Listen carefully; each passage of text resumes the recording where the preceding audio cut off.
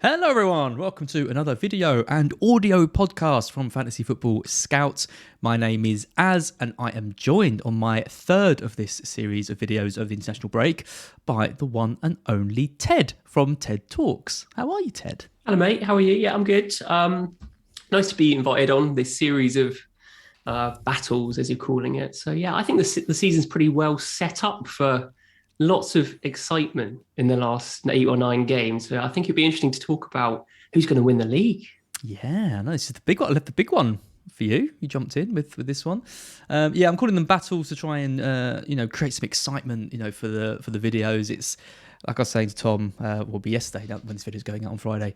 It's international break is tough for content because we've got all the regular content coming back next week, including your video on Mondays and all of that. But we're trying to. I quite like the international break to do something a little bit different and just kind of look a bit more football-y rather than FPL. But obviously, try and link the two. And this is the final stretch now. So this is the final international break that we've got this season. So we've covered who we think is going to get relegated. We've covered who's going to get the top 4.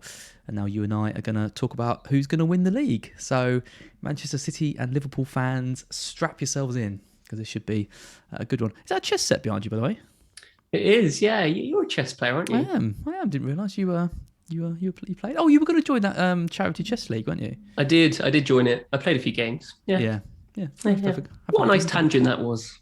We have played, haven't we? And you beat me. I vaguely remember it now. Yeah, I remember now. Yeah, it's terrible memories. Terrible memories. Right, let's talk back to football and not chess. So on the screen is the top 10 attacking sides since January the 1st. This season. It's filtered by minutes per chance. This table is from the Fantasy Football Scout members area, so if you're interested, go and check that out.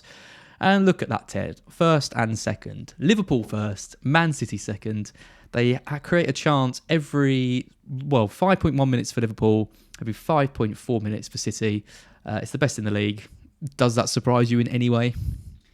No, I don't think so. I think the season-long stats for both teams are kind of as you would expect them. I think Liverpool's defence has been a bit shaky all season long. So I think it was 30 expected goals conceded, and they've actually only conceded 20. Whereas Man City's expected goal conceded 19. That's 11 fewer than Liverpool, but they've only conceded 18, so fairly in line with their expected figures, whereas Liverpool's massively overperformed their defensive numbers. So if you take that into account, probably over this stretch, you'd expect Liverpool to concede maybe more chances. But I mean, their recent defensive numbers have been much better than City's. So it's an interesting parallel to compare between a season long and their most recent form. What do you think about their defense? Like, who's more solid at the moment? Well, we're gonna talk about defence in a minute. We're doing attacking data at the moment. I mean, it is interesting with City though, and we'll touch on this in a sec. But you've got that is exactly what's happening. You've got City with the better underlying numbers as we talk about, but they do seem to concede more, especially from the big chances. So Liverpool have a better, and I don't think it's anything to do with necessarily the goalkeeper, because I think the goalkeepers are pretty evenly match. You could even argue that probably Ederson is the better out of the two. But anyway, we're going to focus on the attacking data now. I mean, City haven't got a recognised striker, right? And that's been the kind of, everyone was billing that as being the problem for them this season. They haven't really struggled to score goals. But Liverpool have not only scored more goals, they've got a better goal difference now, which could be crucial going into the final stage of the season. And they've added Diaz to the mix. City have arguably got the better run in, but do you still fancy Liverpool to get more between now and the end of the season? I think the attacking stats are better for Liverpool, and they have been all season long. They've been better in the last 6 game weeks. They've been better since January, as this sort of shows as well. And the fact that they've bolstered their numbers with, as you said, Diaz and Jota, obviously, they've got these 5 strikers, 5 really, really good strikers compared to City's wealth of options that might play in different positions across different games. I think Liverpool's attack is just a little bit better than City's. It's a little bit more pertinent. And I think they will score more goals than City until the end of the season. I think it's a really interesting dynamic where Liverpool's probably got the slightly better attack, but slightly weaker defensively, whereas City's slightly the opposite. they've got a slightly weaker attack going forwards. I mean, it's very difficult to say City's got a weaker attack because obviously they have the capability of scoring tons and tons of goals. I think it's just their solidity in defence, which really, it sets them apart. And it'll be interesting to see when they do play each other in 32, what the result will be, because I think we both have differing opinions about it. Yeah, I mean, Man City's goal conversion is 10.6%, which is, kind of up there with the best. I mean, Liverpool's is 13.4, which is kind of the third best, I think, on the list, just behind Spurs, interestingly, and Chelsea over the same period. So Chelsea are actually struggling to create chances, but they're putting them away. And now they've got Havertz up front and not relying so much on Werner and Lukaku. Don't seem like they can hit a barn door. That's kind of massively improving them. But I mean, Man City, they've played 9 games since the beginning of January. They've scored 11 out of their 29 big chances. Whereas Liverpool, they've played a game more, but they've had 38 big chances and conceded and scored 23 of them. So Liverpool have got better underlying numbers in generally, and they are better at converting them too. So I don't think there's any argument to be made that Liverpool should score more goals between now and the end of the season, given that they have this kind of better attack. But like you say, and we'll come on to the defence now, it's not all about the attack, because when we compare the defences between the two, it's Man City that come out on top, and they're the best just by such a long distance when it comes to these underlying numbers. Minutes per chance conceded every 15.5 minutes. Liverpool are second best, 11.7. And with these numbers, there's often not a lot separating, some of the teams. So Chelsea are 11.6. So they're far and away the 3 best sides, and then it drops down to Arsenal, 9.7, Southampton, 9.4, Villa, 8.9. Not a huge amount separating these. So for City to be that far ahead just shows how difficult it is for teams to create chances against them. Yeah, they just have such time on the ball, don't they? I mean, when you talk about expected goals and all that sort of stuff, that you really need to give the opponents like a little bit of possession for them order to construct some shots. And City just dominate every single game in terms of possession and really just don't give those opportunities. I mean, yes, they are historically very vulnerable from set pieces. That has been tightened up in the most recent past, but there's still ways to get at City, and but it just shows that their defense is so solid. I think if I asked you the question, I was like, who would you bet on? Which team would be most secure of scoring a goal in a certain game? I think Liverpool are probably up there. And if I said to you, which team would you bet your house on that would keep a clean sheet out of any of the 20 teams playing, you'd probably go for City. So that's just evidence enough that those are the strengths of the two teams, and it's going to be a battle of ice and fire at the end of the day in 32. A song of ice and fire, one could say, if one liked Game of Thrones anymore. Yeah, I agree. I mean, the thing with City though is they do concede goals. I mean, the things on there. I mean, we've got City with these numbers. They've conceded 6 goals in 9 matches. Liverpool have conceded 4 goals in 10 matches. So when it comes to that crucial stat, it is actually Liverpool who come out with the more clean sheets since January, which is interesting. And that's been a pattern that City have had for quite a while. I mean, don't get me wrong; they're very consistent with the clean sheets they get. I think you're right. In a given match, I think they're always the team that you would back. But they do have a habit, don't they, of conceding. A team doesn't have many chances against them and still manages to find a way through them. Could that be a problem for them between now and the end of the season? Yeah, potentially. It's the same sort of thing that Newcastle are suffering from, because their expected stats defensively have, absolutely improved so much. They've just got a habit of scoring 1 goal in every match. And maybe City are, prone to doing that recently as well. And I think there's just element of fortune in that, to be honest. I mean, I think there is a recipe for keeping clean sheets. Obviously, you have to have a good defense, but you've also have to keep those clutch goals out at the end of the day, that one token goal that you're going to concede in a match, that has to be kept out. So there's a huge reliance on your goalkeeper to be on form throughout the entirety of the season. So maybe Ederson's just letting it slip at the moment. And maybe the same is happening for Newcastle. Maybe Alisson's just upped his game. He's just keeping that one goal that blocks out the clean sheet. He's just keeping that out at the moment. Maybe that's form. Maybe that's goalkeeper form. Who knows? I think in general, would you say it's down to fortune if you're just going to concede 1 goal a game? Because, yeah, I'd say so. Yeah, absolutely. I mean, so much depends on the striker in question, how good their conversion is, how many whether they have had a bad morning that morning or if they had a good game, and all this form going into it and stuff. Obviously, it is really true. I mean, when you've got numbers kind of as close as these two teams are, but you've got City edging it on pretty much every metric in terms of the amount of attempts they concede, the big chances they concede, all of this stuff, and then you have a team that they do actually concede more goals than the other side. I think it does just come down to something kind of out of our control. All we can do is pick defenders from the kind of the best underlying numbers side, especially when it comes to the top sides where we know they've got an elite goalkeeper behind the scenes. One thing I want to mention is there's kind of a sort of a two-way thing with Liverpool. So Matip has come in this season completely out of the cold. I never expected Matip to be a regular starter. They signed Konate is it Konate? Yeah. Yeah, so Matip's kind of coming out of the cold. They've signed a Konate. They've got Gomez now back from injury. Van Dijk's obviously there. They've got, they needed to strengthen after, last season when they had Nat Phillips and that Norwich. It was the Norwich defender that's there now. Kabak. It was Kabak, wasn't it? Kabak and Phillips. Oh, he's out on loan, of course, isn't he? Yeah. So that was like a priority for them to strengthen, and they did, but they haven't really used that new kind of big money signing as much. And Matip has been one of the players of the season, I think, alongside Van Dijk. Whereas on the other side, Man City, John Stones, that incredible season he had last season, one of the best players for us as well in the Euros, and has barely got a look in this year because of Laporte. What do you make of Stones' kind of omission and Laporte sort of coming in?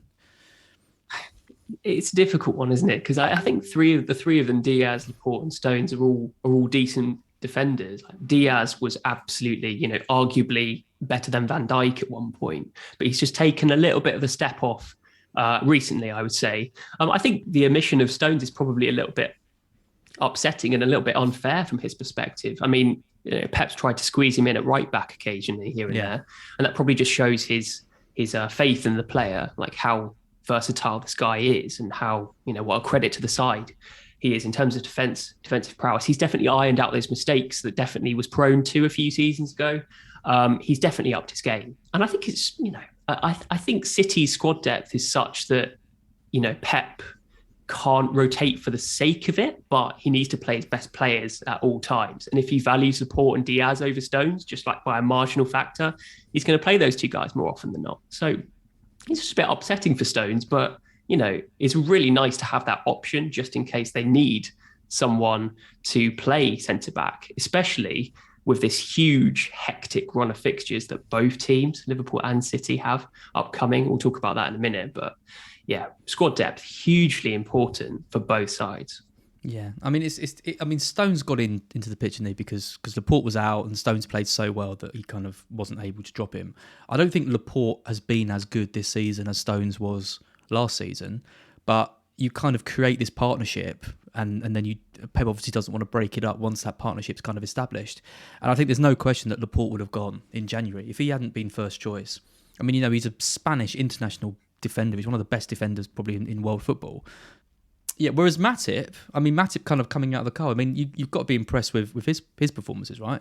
As a Liverpool fan, not a Chelsea fan. I keep getting you confused with. No, my dad's a Chelsea fan. But yeah, no, I'm a big Liverpool fan. I think Matip has been... I don't know whether it's been such a shock to me that Matip's been so good this year, because I kind of always rated him to do the job.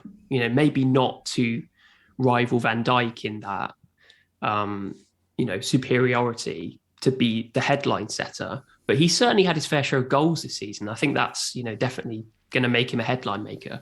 And I think, other than the fact that he's raised his game defensively this season, I'm just not sure it surprised me that much, because he has done the job in the past, but still it's incredibly refreshing to have that partnership with Van Dijk really constant, for both players fit for the large key, part of the season. Yeah, exactly. And that's the key with Matip, because I've seen Matip play, in previous seasons and thought this is a hell of a player. His ability on the ball's fantastic. He's strong in the air. He's a good defender, but just seemed to break down every match. And now he hasn't been doing that, and he's put a run. I think he's kind of showing how good he can be. What do you think this means for Gomez, though, going forward? Surely he can't stay. I mean, we mentioned squad depth earlier. And we saw City have those second right backs and left backs in Zinchenko and the likes of Ake, who could do a job there. But I mean, for a Liverpool, you kind of need someone to fill in at right back, to fill in at left back, and obviously we have Tsimikas for Robertson. Gomez can do a job at right back. When Trent is out, and I know Milner can as well, but Milner's getting on a bit, and having a squad player like Gomez who can do a job there is really, really useful. I know he's a centre back. I know he's been excellent. I'm not surprised if he would be tempted with a move away, but we need that strength in depth to cover all of these additional competitions that we're playing in and succeeding in. And that's the end of the story, really. Gomez to me should be starting for England. He should be an English regular starter, and he was getting to that point when he was playing regularly for Liverpool. But he's played 105 minutes this season. He's had one start for Liverpool against Norwich in Gameweek 26. He has to leave for the sake of his career, because he's not going to get anywhere near the England squad. And we've got no centre backs. At the moment, we're talking about Maguire and thinking, how is he even in the squad? You take Maguire out, our defence is probably something like Duncan Mings. That's what we're looking at. Connor Cody, got Tomori, okay, but we've got a lot of kind of average to mediocre centre backs kind of in the running. I think Tomori is arguably kind of one of probably our best option at the moment. But who partners him? I don't know. And I think Gomez has got to be looking at it and thinking, I should be I should be playing regularly for England, making that centre back my own. Where does he go though? That's the interesting question. Who needs a centre back? I mean, maybe Leicester, because Soyuncu hasn't exactly been the same sort of player this season as he was last. But I guess that has been affected by his partner's injuries in terms of Fofana and Evans. Yeah, added another injury-prone centre-back to Leicester. Let's stock them up. They've got Evans, they've got Soyuncu, they've got Justin, all these guys. Strength in numbers, yeah. I really like Gomez. I think he benefited massively from being alongside Van Dijk, obviously, and that maybe made him look, even better than he actually is. But I still don't see why he can't play for a top 6-7 club. I mean, maybe even someone like Spurs, for example. Getting rid of some of the different. I mean, You've got Romero, but they've got Dyer, Davies, and not a huge amount of other players, and they play through the back. Maybe that's a kind of the system that would suit Gomez. Yeah, not really sure. Liverpool fans like you like me saying that he should go to Spurs. While we're talking about Liverpool, then let's take a look at their FPL sort of options, sort of going forward. So again, the stats are from the members area. I filtered it by minutes per FPL point. Does this surprise you? Top of the list, Andrew Robertson. Not on recent form. I think Robertson has been sensational, and it's pretty scary going without him in my FPL team. I think he is the best third option for Liverpool if you're going to treble up in the coming weeks, or already have, because Jota and Diaz, even though they might be decent attacking options, just that rotation threat. And this is part and parcel with the boostering of Liverpool's squad. 7 or 8 players that can vie for the forward positions, that can vie for the midfield positions. Robertson and Trent are as nailed as it comes. Obviously, Salah as well. But Robertson is just, head and shoulders at the moment. And the fact that he has clean sheet points to add to those attacking returns is just an absolute bonus. So with Cancelo, with Reece James, with Andrew Robertson, who on earth do you go for? It's, they're providing a hell of a lot more value than any of the forwards at the moment. I mean, it's not just like 1 or 2 games where with Robertson is kind of, outperforming Trent, for example, and outperforming, I'm just going to check this. It's taking ages to load. I think Robertson has got the best minutes per point since January of all players. Yeah, so FPL point every 9.9 minutes is the joint best in the league since the beginning of January with Mahrez. But of course, with Mahrez, you have the constant fear of him not starting. Sometimes he plays 20 minutes and still gets a goal. Sometimes he plays 90 and blanks. That's just who Mahrez is. Whereas the consistency of Robertson, he plays every match. And for Robertson to be that player, I mean, he's outscoring Salah. Even when Salah plays, he's outscoring Trent. For example, Trent's is 13.7. I've got Robertson in my team. I haven't got Cancelo, but I have to say, I think I've made the right call there. Even though Cancelo does worry me a bit, I think the double up with Robertson and Trent between now and the end of the season is pretty powerful. I need to go 4. I think I need to go Trent, Robertson, Cancelo, and like Reece James or Rudiger, someone like that. Because 4 at the back just seems absolutely fantastic value at the moment. But yeah, it's interesting how the impact of maybe Cancelo or Robertson might influence the title race, like whether or not, if one player is better than the other, whether that increases one team's chance of winning the league. I wonder, because Robertson probably adds a little bit more attacking threat, and that could be the difference. That could be the difference. Yep, very true. Looking at some of the other options, I mean, Matip is 4th on the list. Minutes per point of 12.4. Every 12.4 minutes, he gets you a point. That's better than Trent, 13.7. That's better than Van Dijk, 13.8. It's better than Diaz, who often scores and then comes to the bench. I mean, Matip's points are actually... It's actually, I think we've got to take note of him, right? Because we're looking for differentials between the end of the season. You're talking about premium defenders and things. Do you not think there's a case maybe to, now that we know that we're not going to probably go near Jota, Mane, Firmino, unless there's some injuries around, that third Liverpool spot is probably between Robertson and Matip, I would say. And you can save a lot of money going for Matip over Robertson. I wonder why he's got such a good mins per point. I think is he a bonus magnet? Is he just being a little bit more reliable with the starts? Is he getting the clean sheets when other people aren't? He's had 2 assists in that time. He got 11 points against Leicester. He got 12 points against Leeds in the 6-0. He got 12 points against Brighton as well. Got the assist. So these are from corners, kind of flick-ons from corners as well, these assists. So I think that definitely helps him. He's not a bonus magnet, to be fair. I mean, Liverpool score so many goals. Often the defenders don't get in them unless they're Robertson and Trent, who have got an assist or multiple assists. If Liverpool just get a clean sheet and he doesn't get anything, then he doesn't often come into it. But he's flying under the radar, isn't he? And we often overlook the fact that we always often think that Van Dijk is the main threat from set pieces. The fact that they have world-class right backs, left backs taking the corners. Trent Alexander-Arnold's delivery is absolutely fantastic, and Robertson's not exactly far away. Matip is under the radar. He's getting these attacking returns from set pieces. How much is he? 5.4 million or something like that. Matip is 4.9. 4.9.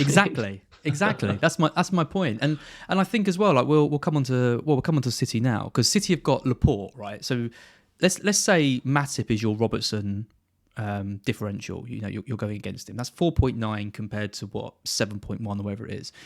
You're thinking about Laporte for City being the kind of Cancelo cheaper option. Okay, you've got Stones there as well. Stones is just 5.2, but Diaz is going to be back, and all the signs point to Stones being the one that drops out.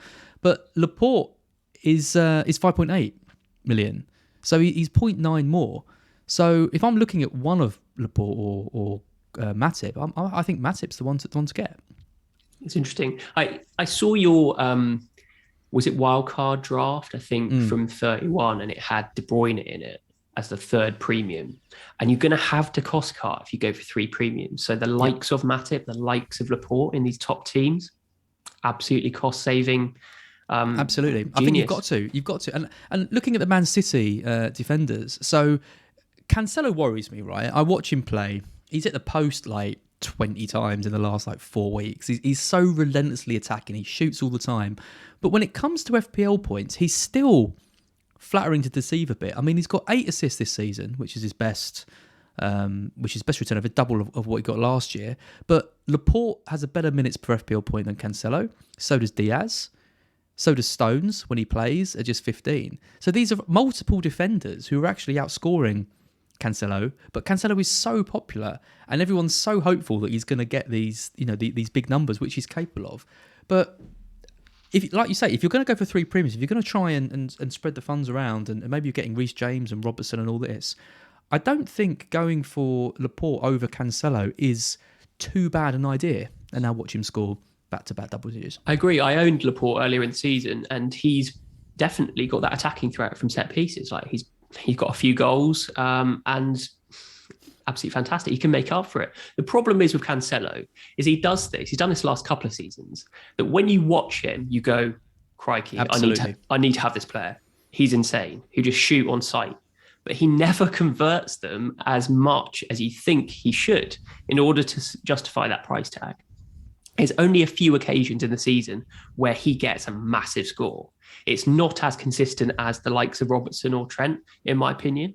And therefore, I reckon you can probably budget save a little bit by going for someone else other than Cancelo. But then we're both going to regret saying that. Then again, we're just making excuses to try and spread the funds around our squad. If anyone's in a situation where they need to build a squad to bench boost and don't have a wild card, if you need to navigate these double and blank game weeks and have 14 or 15 playing players rather than going with fodder, you're going to have all of this funds spread around your squad. You're going to need to be able to shop for budget players like Matip, like Laporte, and feel comfortable to compromise against Cancelo and the likes of Robertson.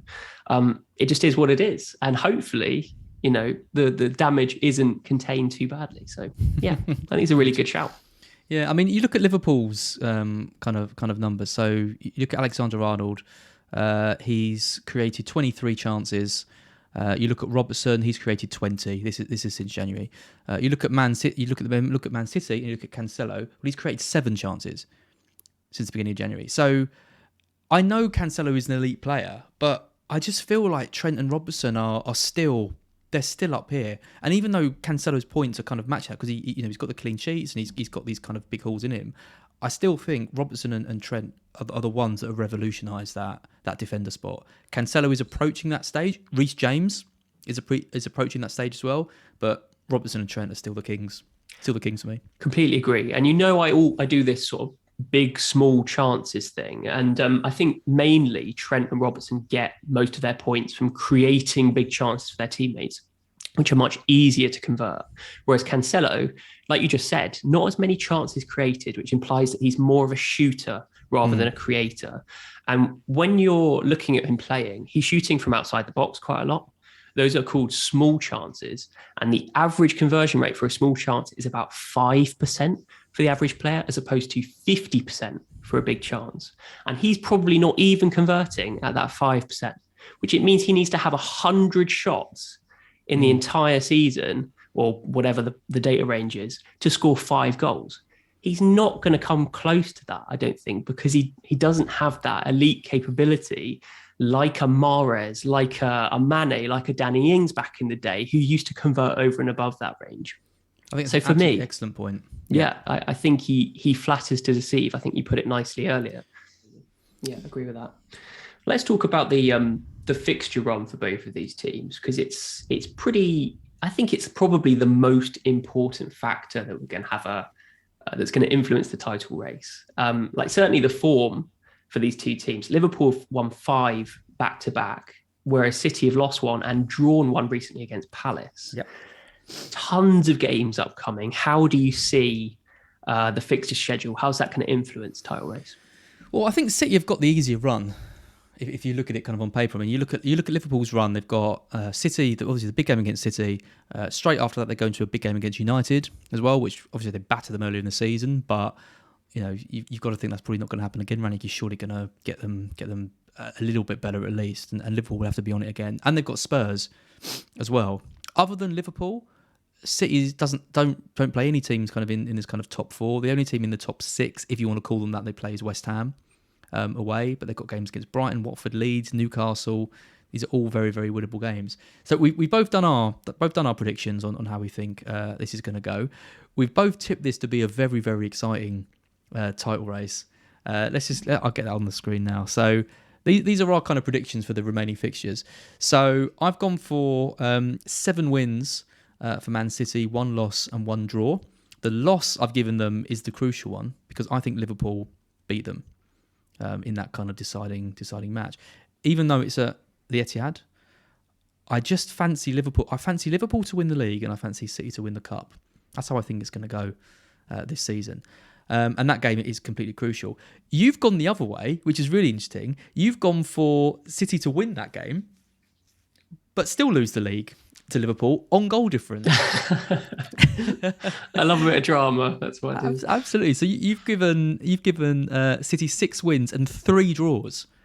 So you're kind of tipping maybe their lack of conversion to kind of be a bit of a hindrance for them in some of these games. Yeah, and we can try and explain that. I did a little bit digging, like on the results this season, and over the course of the entire season, all of the points that City and Liverpool have dropped, barring one match each at the start of the season, so barring City's loss to Spurs in game week 1 and barring Liverpool's draw to Chelsea in game week 3, all of their points dropped have come from games where they've been preceded by a midweek game.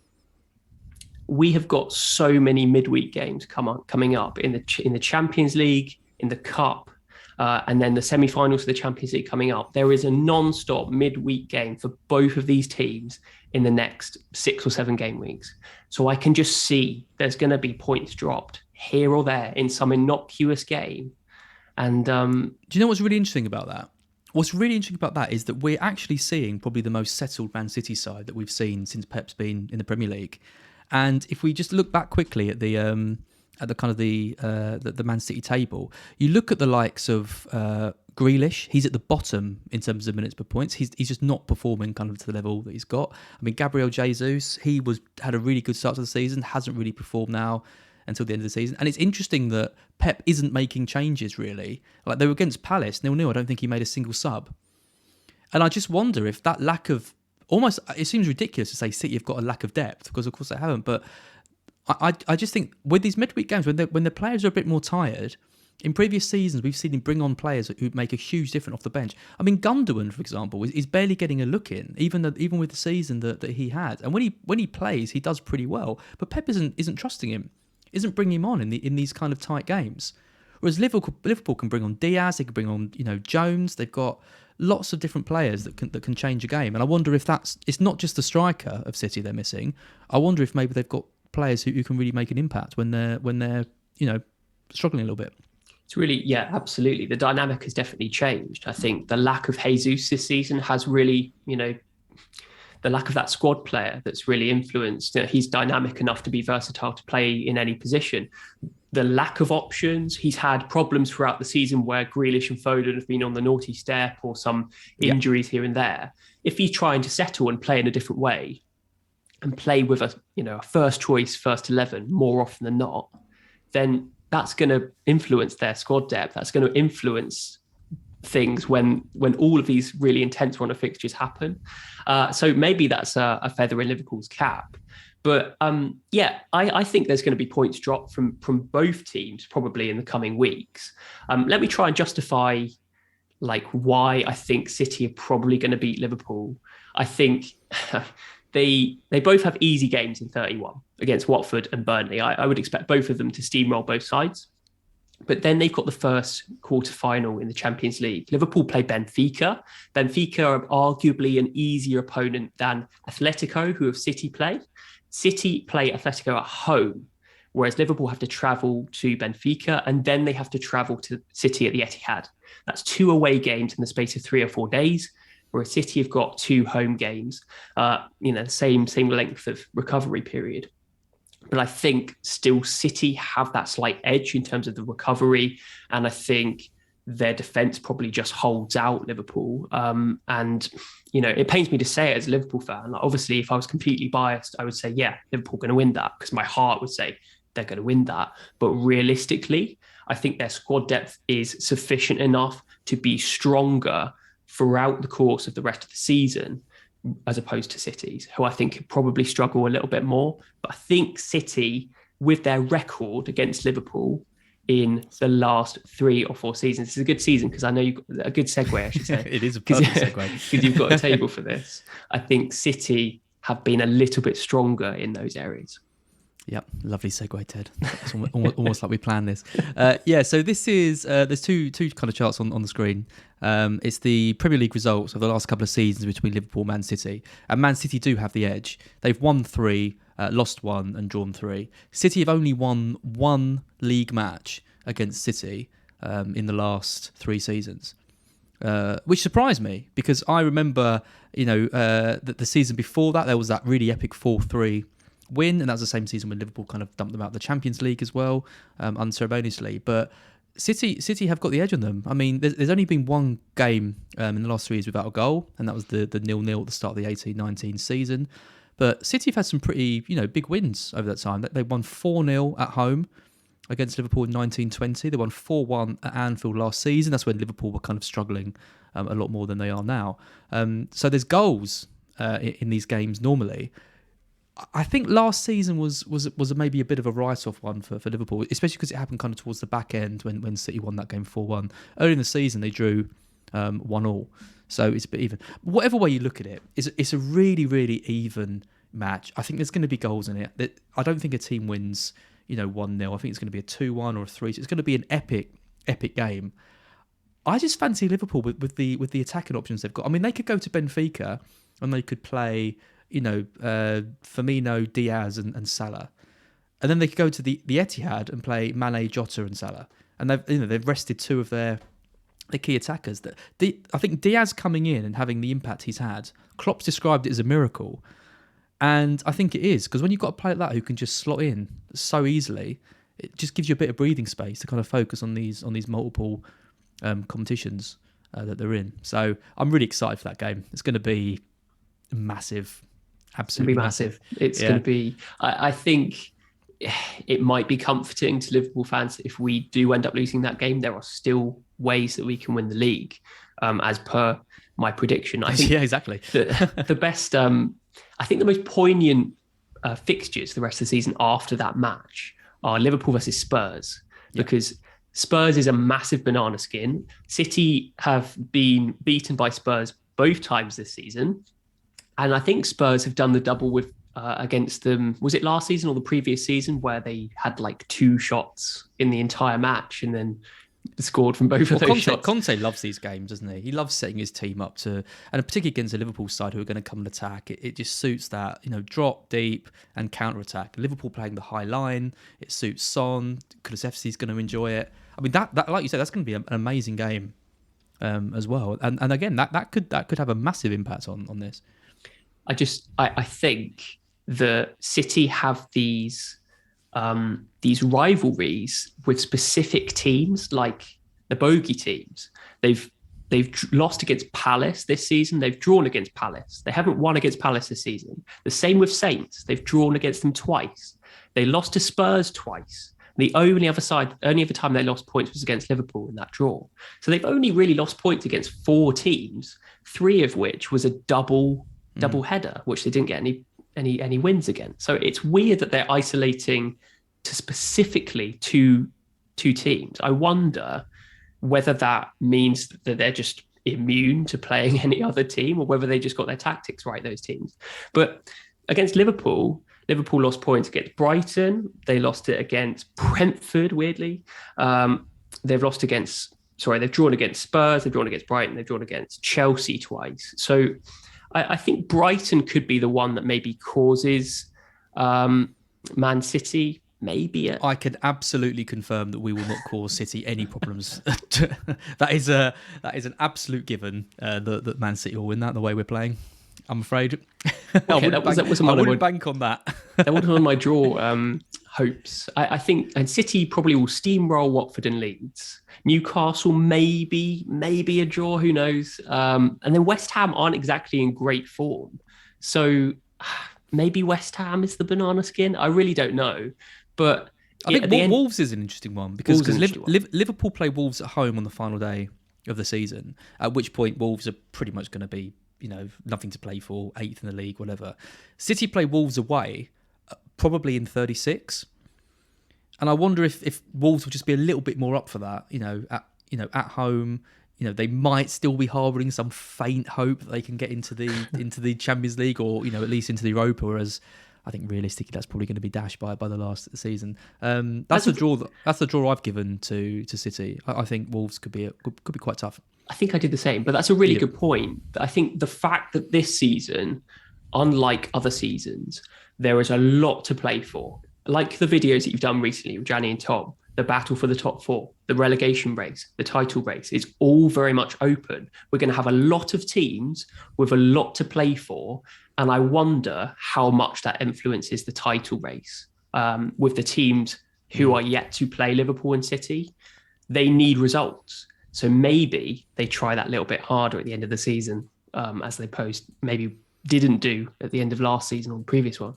So it'd be interesting to see what happens. But I mean, you'd like to hope everyone would try in every game, wouldn't you? But I think that realistically, there is definitely motivation. I mean, City have got Villa at home on the final day, and Villa are going to be, they're going to be like 9th or something, and won't have anything to play for. I mean, Gerrard will try and get them up for it, but I think I think that game is just a fairly routine win for both sides. So I think it's going to be decided before that.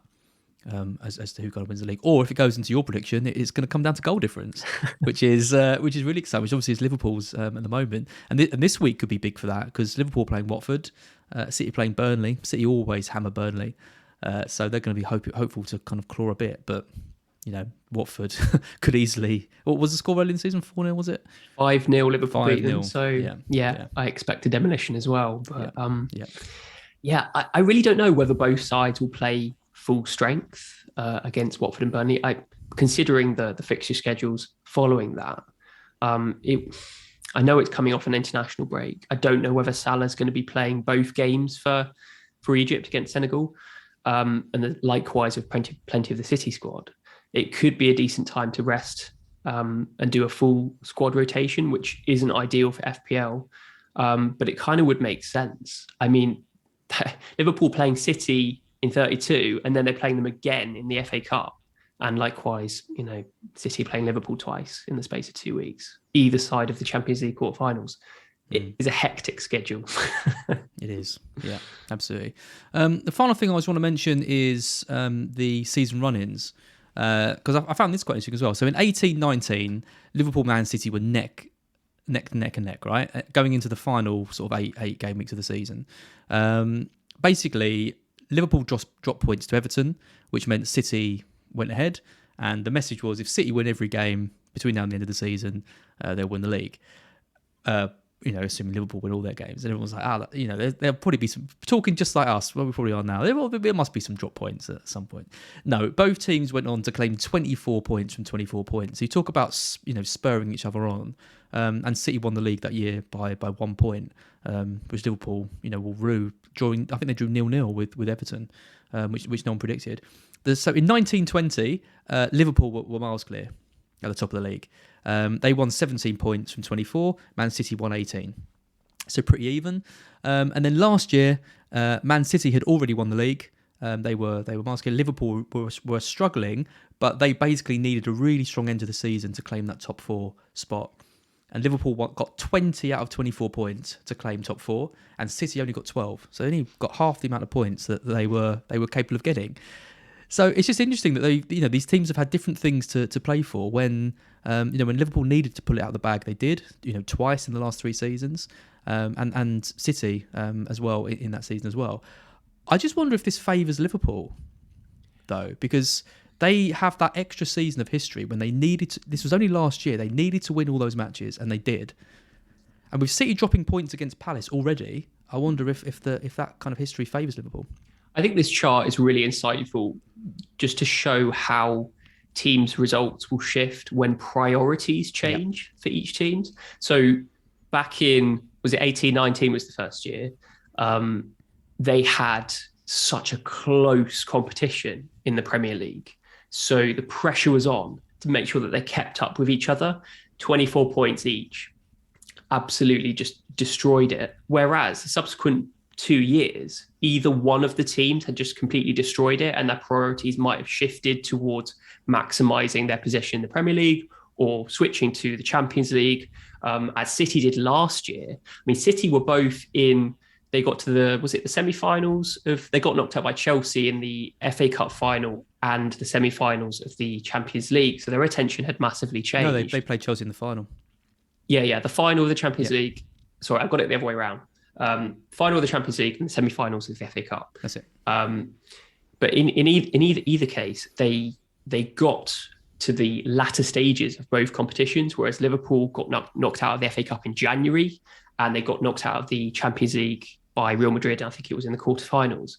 So both teams had a massive shift in priorities. Liverpool really didn't have that much to play for last season. So you could see with City only getting 12 points out of 24 possible in the last 8 last season. That's really interesting. Whether it was just a shift in priorities or whether the squad depth for targeting the other competitions really took its toll on City in the Premier League. It's really interesting. I wonder whether that applies this season with the amount of fixtures that both sides have, whether that will take its toll on both sides, or whether the fact that they are so close together in points really piles the pressure on, really drives their determination for getting results. You could look at it through both lenses. I just think if I'm thinking of a team who are more likely to find a way to win a game in which they're struggling in, I think Liverpool are that team this season. I think Liverpool have got more options off the bench. They're finding a way more often than not. They've got these incredible set plays from Trent. Robertson's playing out of his skin. You've got all these players playing at kind of the top of their game that can suddenly step up. And I look at City, and yes, they're a brilliant side. They're great to watch. De Bruyne has come back and been amazing, but I just think they're the team that I think, exactly like we saw in Palace, I could see that happening again for them now in the season. And that's why you've gone for more draws for them between now and the end of the season. So, yeah, fascinating title race. One thing we didn't really talk about, though, was just really quickly before we finish, was the Man City attackers. So I've just mentioned De Bruyne there. He's averaging 12.1, taking him 12.1 minutes to get every point, which is sort of the second best out of the City side. We're looking at Sterling, not really considering him. We're looking at kind of Gundogan, obviously not going to go there. We've talked about Stones and Laporte and Cancelo and all these guys. What about Mahrez? I mean, his minutes per point, like I said, is the best in the league with Robertson when he plays. Jesus isn't really an option. Is he someone that you could take a bit of a punt off between now and the end of the season? Don't make me talk about Mahrez. Like, we all know what an excellent player he is, what an excellent FPL player he is. The big problem is just predicting when he's going to be in the lineup. And I know it's a big cop-out to say, I'm not going to go for a player because I can't predict when he's going to be in the lineup. I know Luke's done a fantastic job about predicting, City. I think he's got an excellent record each lineup. So if you wanted to target Mahrez, then pay attention to Luke's predictions on social media. There's also other City predictions out there. The only caveat I meant to say is that it's rotation. If Mahrez was just nailed on every single game, I think most of us would have him because he's just such a selfish guy in shooting. He would be an absolute. He will never be that. He will never be that asset at City that you can rely on. I mean, the Everton game killed him as an option for me because I think we were starting to he was starting quite often, more often than not. We were starting to see a bit of a pattern in when he plays, and just every prediction was like, well, Mahrez has been benched against Spurs. He came on, scored the penalty. Like, there's no way he could be on Pep's naughty step for that loss. It wasn't his fault. He came on and did the best he could, and then he's benched against Everton for very, very little reason. So I'm not going anywhere near him. He's too frustrating for me. I think if you're chasing a mini league, or if you're, I'm getting messages from people who are like, 40th, 50th in the world and want that player that no one else has got that could see them going forward. I think Mahrez could be that player because if you're brave enough to punt on him, he can deliver you massive, massive returns. But you have to be prepared for the frustration that comes with owning Mahrez. I completely agree. I think I would, in the same vein, go for KDB to a certain extent. But the caveat is that he's really expensive and he only really provides true value when City are scoring 3 or 4 goals a game, which they're not really doing at the moment. And the reason behind that is he's one of the biggest assisters in that team. If they're not scoring that many goals, there's not that capacity to get many assist points. Obviously, we know he can score goals as well. They're normally absolute thunderbolts. Whether he scores them too often is another matter. I'm tempted by KDB, to be honest. I'm tempted, but you do have to sacrifice in the rest of your squad if you're going to make him a third premium. Yep. So I think there's plenty of City options out there. We've talked about Cancelo earlier in the video. The only one we haven't talked about is Foden. So Foden is 4th from bottom out of the Man City option since January for minutes per FPL point, which is crazy because he's had the most shots inside the box, he had the most touches in the penalty area. He's playing in this kind of 9 role. He's been unlucky to not have as many returns as he's got, but still, he's only just ahead of like Bernardo Silva, who has done nothing for ages. I love Foden. I think 7.8 is still a good price for him. Has he been unlucky though? I think he has. He has. I've got you and Gianni in my ears going, "Oh, I love Foden. He's a quality player and everything." I agree to a certain extent, but is he someone like Cancelo that flatters to deceive? to a certain extent. So it does all the right thing. Incredible technical player. When you watch him play football, you're like, wow, that's incredible.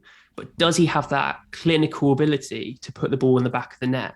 I'm not sure I've seen enough for him this season to say that he is an absolute must-have for the remainder of the 8 or 9 games. He's not a must-have. He's a nice-to-have. And the trouble is that the midfield options are so important because there's so many options that you've got to have the must-haves, and the nice-to-haves are hard to kind of fit in. This is the problem, though. Like the rest of the season, we're looking at, we're going to bring in loads of Leicester players. We're not valuing Foden's input into FPL, but then we're going, right, we're going to bring in Barnes and Maddison. I haven't done anything all season. So it's a really tricky one. I think Foden's a decent option at that price, though. Don't get me wrong. I think City players are going under the radar. And I think if you're brave and you go for the likes of Foden or Mahrez, De Bruyne is still the number one target, but obviously hard to fit in with Kane and Salah playing the way they are. But City, to me, are the team that are flying under the radar and you could do well with. If I was, I'm 555. If I was in the top 100 and I was sort of 60 points, because I'm like 110 points off first or something like that, like that's not doable really. If I was like 40 points off, I think I'd be going hard on City to try and make that ground up, because most people have got 3 Liverpool anyway, but not that many people have got players other than Cancelo for City. I really like that, to be honest. Like, we look for upside in FPL. Why not look for upside in one of the best teams in the league? Exactly. Even though they don't have many double game weeks, they've got plenty of fixtures. But if you can isolate a player that's going to play, 80% of the games for City, like Sterling, we haven't even mentioned Sterling. He's had a fantastic season. Yeah. Like, we talk about KDB, but Sterling's like 1 million cheaper, and he's probably going to get more goals than KDB. So there's plenty of options at City if you want to take a punt on one. I mean, we're talking about City as we'd be surprised if they got 3 draws and no losses. That's kind of like, that's your prediction. And even I was like, God, are they really going to draw 3 games? That's how good this team are. I think Sterling's probably, if you're going for Sterling, you can reach De Bruyne for only a little bit more. But with Mahrez and Foden both being sort of around the 8 million mark, I think they're a bit more achievable, maybe. Right, Ted, we have gone on for long enough. That is fantastic, though. Thank you so much for joining me. Thanks everyone for watching or listening to this little series I put together this week. Thanks to Janny and Tom as well for being great guests. Normal service next week, Ted. You'll be back with TED Talks on Monday. Yeah, be back next week. Business as usual, looking at our teams and how to focus on game week 31 and onwards. So yes, looking forward to it. Can't wait. Well, I will speak to you soon, and thanks everyone. See you around. Yeah, thanks. Bye.